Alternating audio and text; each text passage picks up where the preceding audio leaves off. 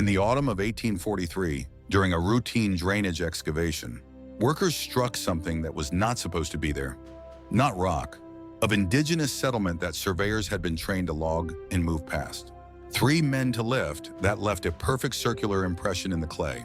Project's lead engineer, a measured religious man who kept meticulous field journals. What they pulled from the earth was a wheel, a calendar mechanism that, century and a half since, should not exist. Not here, not then, not ever. It was built from, not arranged in the configuration it was arranged in. Mechanical precision of a Swiss instrument to a date it had no earthly business knowing. The year 2030. But to understand the terrifying weight of that year, you first have to understand the dirt. Have to understand the men who found it. The silence that immediately swallowed it is erased when it accidentally uncovers something it cannot explain.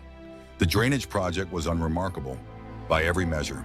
It was the peak of the American canal boom, an era defined by brutal, manual reshaping of the landscape. They were cutting a lateral trench to manage seasonal flooding. The roster tells us almost everything we need to know about the operation. 41 laborers, mostly Irish and German immigrants working for pennies a day. 3 supervisors, and 1 contracted surveyor whose name appears in the county records exactly twice and then vanishes entirely. It was October. The ground was cold, hardening with the approaching frost. The men were digging through a layer of dense blue-gray clay, the kind of heavy, suffocating earth that swallows sound and snaps wooden shovel handles. And then they hit it. The sound of iron striking it wouldn't have been the dull thud of hitting a boulder. It would have been sharp, resonant. The object they pulled from the clay that morning was approximately 4 feet in diameter. It was perfectly circular, and it was heavy. It took 3 grown men, their boots, sliding in the freezing mud, straining their backs to pry it loose from the suction of the earth. When they finally hauled it over the lip of the trench and wiped away the thickest layers of muck, they didn't find a rough-hewn millstone. They didn't find a primitive petroglyph. They found a machine, surviving field sketches, and a couple of low-quality photographs, and I say surviving deliberately because the majority did not survive, show a mechanism of layered discs. Not a single carved stone, a mechanism. It was divided into concentric rings, each etched with markings that, and this is where I need you to stay with me, bore no resemblance to any known indigenous writing system of the region, or any other region, at least not at first glance. At second glance, things get considerably stranger, and it is at that second glance where this story truly begins. The deeper I looked into the physical properties of the object itself, the more the object refused to be categorized. That refusal I came to understand was not incidental. It was the first thing you needed to sit with. It was the first piece of the message. Let me set aside the calendar question for a moment. Let me just talk about the object as an object, because even stripped of its existential implications, it is a physical impossibility. The stone appeared to be not local to southern Ohio. The mineral composition, according to the few fragments of analysis that escaped, institutional purges suggests origin points that range from the upper Great Lakes to, in the most conservative reading, somewhere significantly further. Hauling a 4-foot, immensely heavy disc of solid stone across that kind of prehistoric distance is an undertaking of massive scale, but the origin of the stone is nothing compared to the working of its surface. The craftsmanship is, by any honest assessment, extraordinarily fine. The tolerances between the concentric rings, the gaps where they can be measured from the surviving sketches and photographs, are consistent across the entire 4-foot span to a degree that is mathematically staggering. We are not talking about something carved by eye. We are talking about precision, the kind of precision that suggests either tools we have not accounted for in the archaeological record or a process of refinement. So patient, so systematic, and so advanced that it reframes everything we think we know about pre-contact craft in the region. It was not improvised. It was not ceremonial in the rough-hewn, dismissive sense we typically assign to ancient objects when we want to stop asking questions. It was calibrated, intentional in a way that implies not just a maker, but a system, a tradition, a massive, complex body of knowledge being applied, not invented. That distinction between invention and application is one worth pausing on. A lone genius in the woods does not wake up one morning and carve a perfectly calibrated, multi-layered concentric mechanism with tolerances measuring in the fractions of a millimeter. That requires a lineage of engineering. And yet there is no lineage. There is only this object sitting alone in the blue clay of Ohio, which brings us to the clay itself, because there is something that gets lost when we reduce an excavation to its findings. We focus so intensely on the object pulled from the ground that we forget the ground itself. But the ground remembers. It holds things in ways that documents and institutions simply do not. The clay layer in which the wheel was found was, by the worker accounts we have, unusually undisturbed. It was compacted in a way that suggested it had not been opened or turned in a very, very long time. One account, a letter written years later by one of the supervisors, describes the soil directly above the object as stratified, visibly layered. Think about what that means. Soil stratifies, layers itself neatly, horizontally, distinctly, only when it is left completely, absolutely alone. Across centuries, not decades, centuries. This raises a question, the original. Surveyors never formally asked, and one that modern archaeology refuses to touch. How old was the impression the object left behind? When those three men hoisted the 4-foot disc out of the trench, it left a perfect, smooth basin in the clay. How long had it been sitting there, perfectly still in the dark, waiting for someone to break the surface? That is not a rhetorical question. It is a geological one, and no one has ever seriously attempted to answer it. Because attempting to answer it means acknowledging the timeline. It means admitting that a mechanically precise, mathematically perfect calendar mechanism was buried in the American Midwest centuries before European contact, perhaps millennia. Before anything capable of carving it was supposed to exist on this continent. And it was right at this exact realization, right at the precipice of this impossible truth, that the silence began. The lead engineer of the canal project was a man of intense habit. We know this because his journals are archived. He recorded everything, every shipment of timber, every broken shovel, every minor delay caused by rain, every cent paid to the laborers. His entries were daily, methodical, and painfully dry. He was a religious man, measured in his words, not prone to flights of fancy or exaggeration. On the day the object was pulled from the trench, his journal stops, not for a day, not for a weekend. He stops writing completely for 11 days.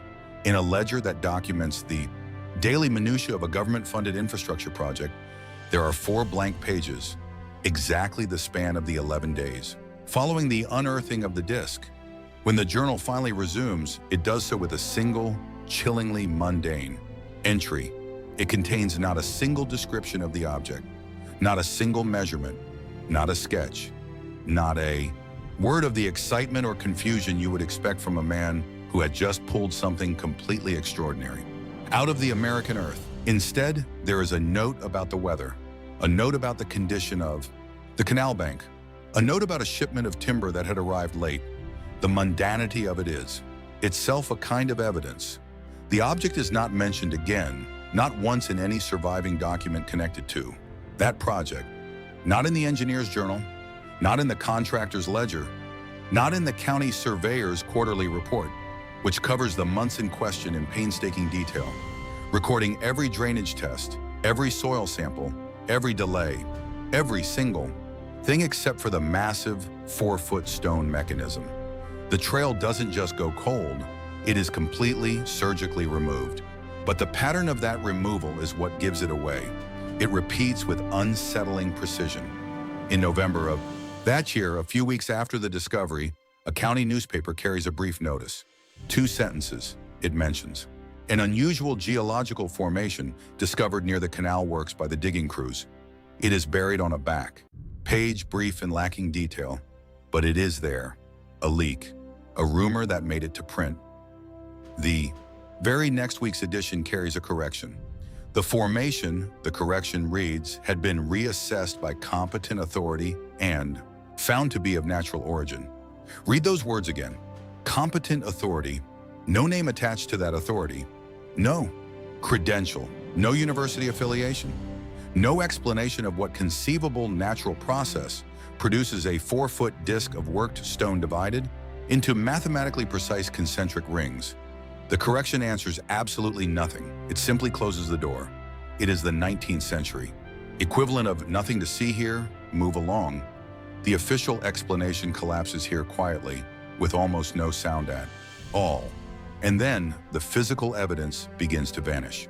Sometime in the winter of 1843, or the very early months of 1844, the object was moved. It was not taken to a university. It was not sent to a government survey office. It was not placed in the emerging tradition of American antiquarianism that was, at that very moment, producing significant public interest in Ohio's ancient earthworks. It was moved quietly, privately, to where we cannot say with any certainty, but we do know what happened to the hole it left behind. The clay impression, that perfect, stratified mold of the impossible machine, was deliberately destroyed. Decades later, as part of a broader reminiscence about canal labor in the 1840s, one of the surviving workers wrote an account. It is a casual reminiscence, mostly complaining about the cold and the pay, but buried in the middle of it is a memory of that October week. He recalled being instructed by the supervisors to pack the impression with fresh clay, not just to fill the trench, but to specifically bring fresh clay from another part of the site to pack it tightly into the circular basin and to tamp it down to make the ground look entirely undisturbed. He recalled being told that the object had been sent to proper hands. He recalled that no one asked questions. The ease of that silence decades later still strikes me as profoundly significant. The worker didn't think it was a conspiracy. He just thought he was following orders from men above his station. It was a habit, a reflex, as if they were following instructions they didn't fully understand, handed down by someone who understood perfectly well what needed to be done. This is what keeps this from being just a single, strange, historical anomaly. The evidence suggests something much larger than one buried object and one embarrassed engineering project. The pattern of suppression, the missing journal pages, the pattern does not emerge from a single panicked decision by a canal engineer. It is too distributed. It is too consistent. It spans too many years and involves too many different actors who could not have possibly coordinated their silence unless that silence was somehow the expected response. It is not a conspiracy exactly. It is something older than conspiracy. It is a habit, one that appears to have been rehearsed, perfected, long before 1843. People encountering this story, encountering the physical reality of this object, grasped its implications instantly and then stepped back from .it. They didn't debunk it. They didn't investigate it fully. They simply set it down, covered it in fresh mud and walked away, as if they understood instinctively that some doors once opened could not be closed again. Uncomfortable terms. And they were right, because the physical impossibility of the object, its precision, its origin, its cover-up, all of that pales in comparison to what the object actually does. The deeper I went, the more I came to believe that the object itself was almost secondary. The cover-up was secondary. The missing journal pages were secondary. The rings are what matter. Because while the origin of the wheel has been swallowed by silence, the mathematics of its surface have not. We have the fragments, we have the sketches, we have the internal grammar of a mechanism designed to track time on a scale that defies human comprehension. The outer ring appears to track something astronomical, broad sweeping cycles of the heavens. The inner rings subdivide that cycle with a precision that a practicing astronomer, when shown reproductions of the sketches in the 1970s, described as either a remarkable coincidence or evidence of systematic observation spanning thousands of generations. But it is the innermost ring, the smallest, the most finely worked, the most protected center of the mechanism that holds the terror, because the innermost ring does not loop. Every calendar I have ever studied, every cyclical timekeeping system from every culture that has produced one, is built around repetition. The cycle completes and begins again. Spring follows winter. The moon waxes and wanes. The wheel turns. That is, the entire point of a wheel, it does not stop. It cannot stop. but this one does. The innermost ring terminates. It ends at a hard fixed point, and when researchers finally began to correlate that terminus working backward through the math, they realized that this was not a calendar at all. It was a countdown. And we are rapidly approaching the 0 hour. A wheel that stops is not a calendar, it is a countdown. And the question I cannot answer, the question that has kept me in this story, digging through marginalized archives and redacted letters far longer than is probably reasonable, is whether the people who made this object believed they were recording a prediction or a memory. That distinction, small as it might seem, changes everything about how we are meant to receive it, because those are not the same thing. A prediction says something is coming. A memory says, we have been here before. To understand how we arrive at the year 2030, you have to look at the geometry of the surviving fragments. You have to look at how the rings interact, and you have to understand what happened in the 1970s when those fragments briefly slipped out of the shadows and onto the desk of a man who actually knew how to read them. The visual breakdown of the artifact, based on the Doritra's few low-quality photographs and detailed sketches that escaped the 1843 purge, reveals a mechanism of terrifying sophistication. The outer ring is expansive. It is divided into sweeping, complex glyphs that epigraphers have quietly compared to everything from early Mesoamerican star charts to Sumerian celestial maps. But the comparisons always break down. They hold just enough similarity to be tantalizing and deviate just enough to prove that this object predates the distinctions we use to separate ancient cultures. It does not belong to a known tradition. It implies a tradition that influenced all of them or existed long before them. This outer ring tracks deep time. We are talking about cycles of astronomical movement that take tens of thousands of years to complete. The precession of the equinoxes, the subtle, agonizingly slow wobble of the Earth on its axis. The middle rings subdivide that deep time. They break it down into manageable, recognizable increments, solar years, lunar cycles, the visible movements of the planets. But it is the innermost ring, the core of the machine, where the geometry fundamentally changes. The inner ring is the most finely worked. The symbols are smaller, tighter, packed together with an urgency that the outer rings entirely lack. And as the ring rotates inward, the sequence of markings does not complete a circle. It spirals, it tightens. And then, at a very specific, deeply etched mark, it terminates. It hits a wall. In the late 1970s, reproductions of these sketches were shown, informally and quietly, to a practicing astronomer at a major northeastern university. I will not name the university because the man is dead, and his surviving correspondence on the subject exists in a private collection that has changed hands 3 times since his passing. It is not currently accessible to researchers. But we know what he saw. He was an expert in archaeoastronomy, the study of how ancient people understood the sky. He was accustomed to looking at medicine, wheels, standing stones, and temple alignments. He was accustomed to the imprecise, the ceremonial, the approximate. When he looked at the proportions of the Ohio disk, he did not see ceremonial approximation. He saw math.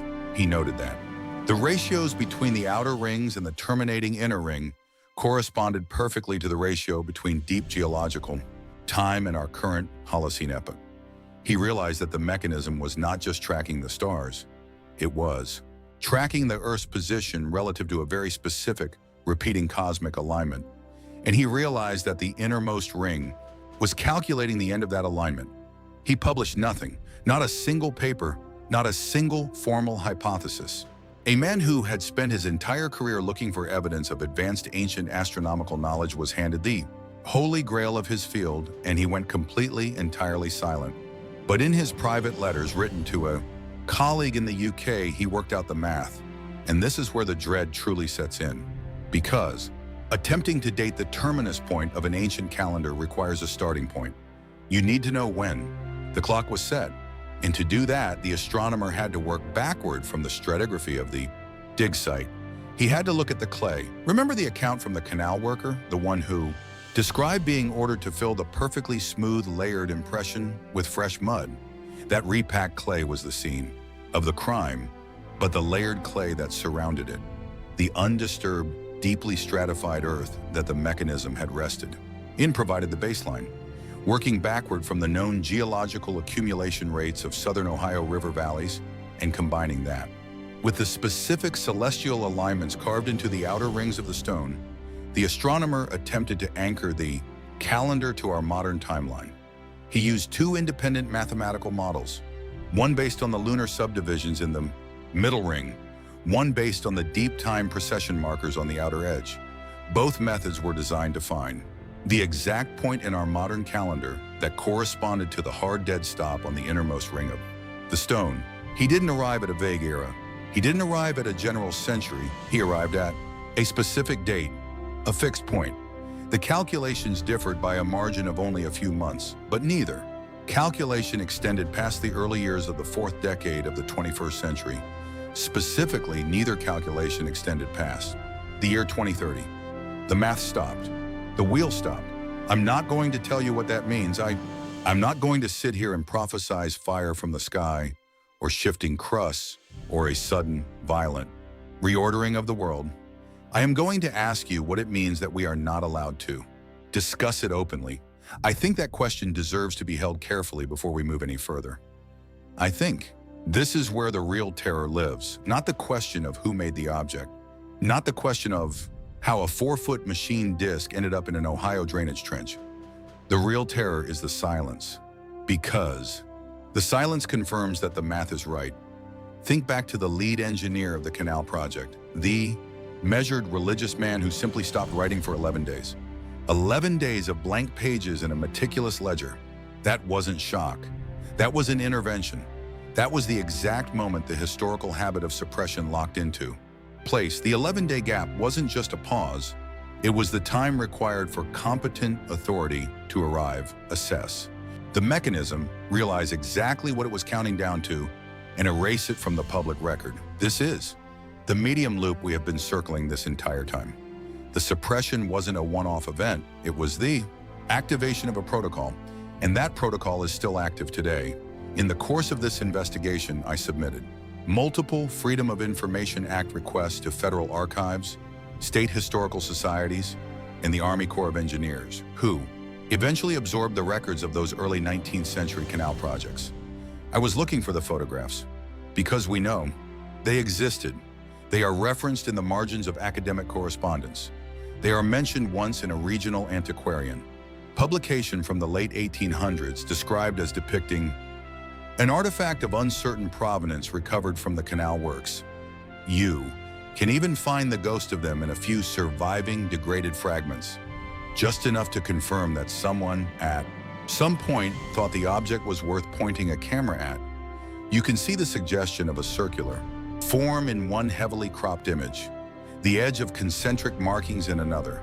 Nothing clean, nothing unambiguous, just enough to make you want more, and to make the absence of everything else feel like a suffocating blanket. When I requested the full files, the responses I received were not just denials, they were charitably unusual. One institution acknowledged the existence of a relevant file folder, citing its exact catalog number in their initial email. 3 weeks later, in a follow-up communication, they stated flatly that no such file had ever been located, and that the previous email was a clerical error. Another archive cited national security exemptions regarding critical infrastructure being a 180-year-old defunct dirt trench in Ohio. They didn't destroy the photographs. Destruction is messy. Destruction leaves a void that people try to fill. They sequestered them. They placed them somewhere casual inquiry would not reach, somewhere formal inquiry would be, bogged down in decades of bureaucratic misdirection. And why? Why go to such extraordinary lengths to hide a piece of carved stone? Because the terminus is the message. If the calendar just looped, if it just tracked the seasons like every other ancient timekeeping device, it would be in a glass case in the Smithsonian right now. It would be a marvel of indigenous engineering. It would be a celebrated piece of history, but it doesn't. Should he loop? It ends. And institutions built on the promise of tomorrow cannot afford to acknowledge an artifact that proves tomorrow is a finite resource, which brings us back to the most dangerous question of all, the philosophical divergence. Prediction or memory?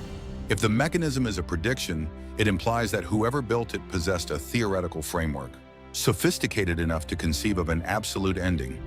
It implies they calculated a cosmic or geological event thousands of years in the future, etched a warning into a massive stone, buried it in the deep clay, and hoped someone would dig it up in time to understand it. That is terrifying. But the alternative is worse. If the mechanism is a memory, it implies that they didn't calculate the end.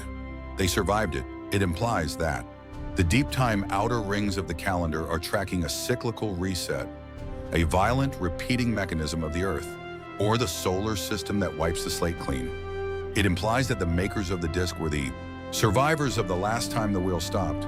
They weren't predicting the future, they were recording the past and mapping exactly how long it would take for the cycle to come around again. We have been here before, the stone says, and you have exactly this much time until it happens again. This is why the tolerances are so fine.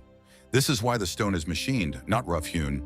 It wasn't built by a civilization slowly climbing its way out of the Stone Age.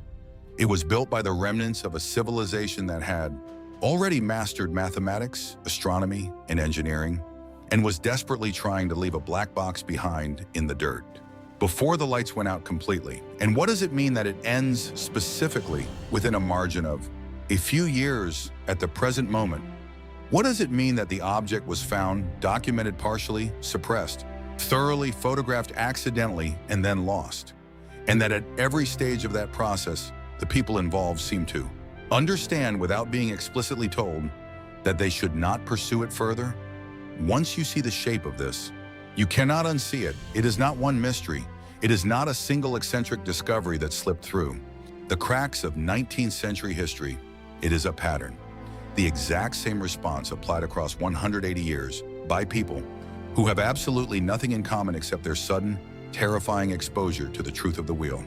Find, record, partially, suppress quietly, move, and then silence, as if the silence were the final ring of the mechanism, as if the silence were itself part of the design. And if that is true, if the suppression of the artifact is a predictable human reflex built into the very nature of encountering it, then the silence is not an ending, it is an instruction. Who calibrates a calendar to end not at a round number, not at a mythological moment, but at this particular, seemingly random window of years?